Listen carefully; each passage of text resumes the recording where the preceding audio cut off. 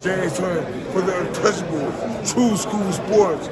Let's go, baby. Bow! Be careful what you wish for because it can become a reality. Yeah.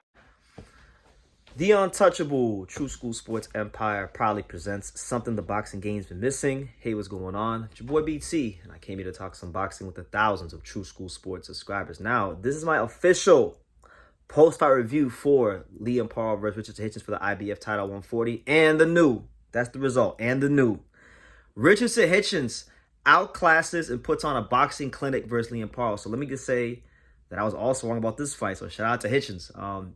Hitchens, I said it in my video, my last video about it. I think he's got one of the best jabs in boxing. But what really, in my opinion, like the jab isn't what won him this fight, because early on in the first couple rounds, he was landing his jab, but Paro was still, making adjustments, foot feinting him, landing over the top of his jab, and still having success scoring with the left hand. His jab, to me, isn't what won him this fight. What won him this fight was two things, and I got to give credit where credit is due, because I'm all about giving credit where credit is due. His trainer, Lenny Wilson, and their whole corner, like Lenny Wilson, Shakur Stevenson on the FaceTime, Edgar Berlanga off in the crowd. I mean, Hitchens was trained by like 50 people today. Like, he was trained by Lenny Wilson, he was trained by Shakur Stevenson, he was trained by Berlanga, he was trained by like half of Brooklyn that was there in the crowd, and he listened to all of them, because Lenny Wilson, the main trainer, he said that Hitchens, I think it was like after round 4 or 5, going into the middle rounds, he told him, hey man, like, you gotta throw your right hand, get busier, because they're gonna be giving him a lot of these rounds. And he really just laid it on Hitchens in the corner. And from that point forward, Hitchens started really looking for that right hand, scoring with the right hand, and then setting it up with that jab. And it just became Christmas come early for Hitchens.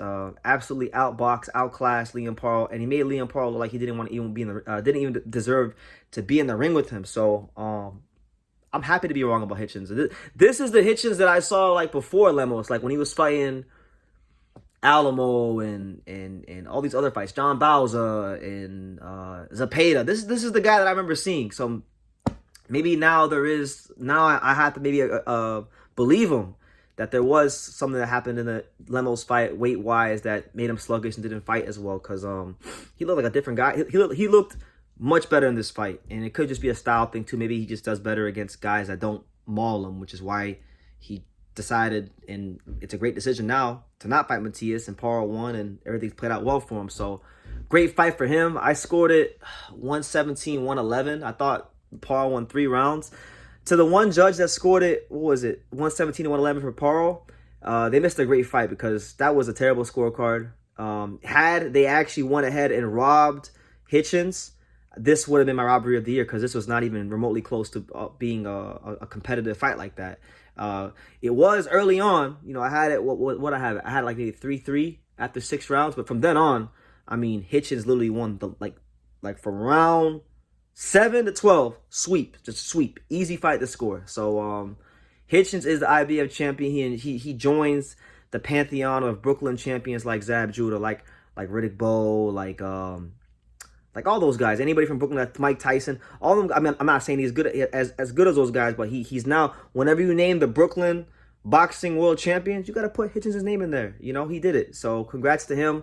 He's taking some tough fights on the way up. He's had some rough nights in the office at times. He's had some performances that have gotten criticized, but I think he definitely deserves his credit for this one, because Liam Paro was a legitimate champion. Liam Paro was a guy that took tough fights on himself on the way up and had proved himself on the way up. They even had common opponents. So to beat him and outclass him and make him look like he don't even belong in the ring with you, it's a statement victory for him. And I mean, now, like, what you got him, he's the IBF champion. You got Teofimo Lopez as a champion. You got I'm blanking out who's the WBC champion 140.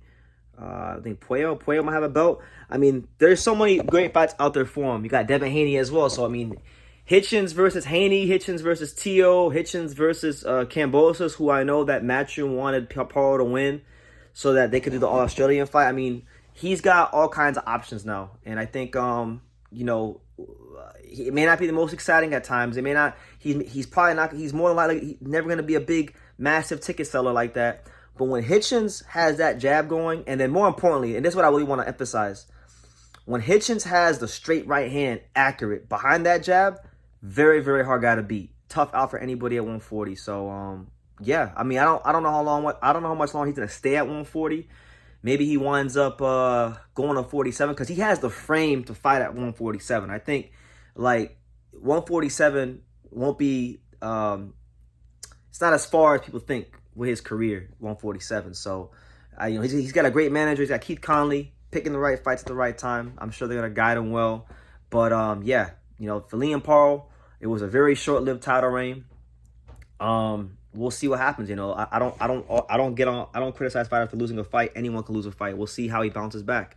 You know, but I give him credit. You know, he could have ducked the mandatory and, you know, went another route, I'm sure. But, you know, he fought Hitchens because he thought he could beat him. He came up short. That's boxing. So we'll see how it goes. But Hitchens, once again, I'm wrong. I was dead wrong about Hitchens. Hitchens went in there, was super, super sharp. And I give the main credit I give to this fight too, obviously, apart from Hitchens, who executed, was the corner. I think the corners in this fight made all the difference because on one end, I heard Hitchens, his corner, saying, hey, you're not really doing enough. You need to put some punches together, and you need to start throwing your right hand. And they were, like, really specific, like, detailed instructions. Whereas to Paro, I heard his corner just saying, we need to win we need to win this round. We need to do this. Like, I didn't hear no specific instructions. I was like, what they should have been telling Paro in the later rounds was, hey, stop throwing straight punches. Sit down on your punches. You know, maybe throw some hooks. You know, be willing to pay the price because you're not winning this fight by decision. And they weren't telling him that. It was more like motivational, generic corner advice. I think the corners made the difference. I think the Lenny Wilson and everyone in the Hitchens corner, they were significantly better than the Paro corner, and the Hitchens executed what they were telling him, and he was significantly better in the ring than Paro. So he's a legitimate champion. A lot of people don't like him, but I think Hitchens is going to be good for the division. Like, he's someone that has a polarizing personality. A lot of people don't like him. He talks a lot of shit, and people will tune in just to see him lose. So why not? Why not watch Hitchens fight? You know, but yeah, I think next for him, I think the fight he should probably go after a bit because I don't think he's getting a unification fight. Probably Kambosos. I think Kambosos is the most realistic fight because Matchroom just signed him with the hopes that Paro would win, and they were trying to make Paro versus Kambosos. So since Paro didn't get the job done, they can make Hitchens versus Kambosos because they've been talking shit on Twitter and for a while, and Kambosos is a name, and it's another chance for Hitchens to defend the belt and definitely being there with a name. So yeah, shout out to Hitchens, shout out to Brooklyn, shout out to Hitchens. Credit where credit is due. Leave your comments down below. What do you guys think? Who do you want to see Hitchens fight next? Leave your comments down below. Make sure you guys take the time to subscribe. And like I say in every single one of these videos, you can love me or you can hate me, but I'm just a kid from Dania. So until next time, take care, guys. Thank you for watching another video on the untouchable True School Sports Empire. For more great boxing content just like this, make sure you guys click right over here. Keep watching my boy BT put on the best interviews out here.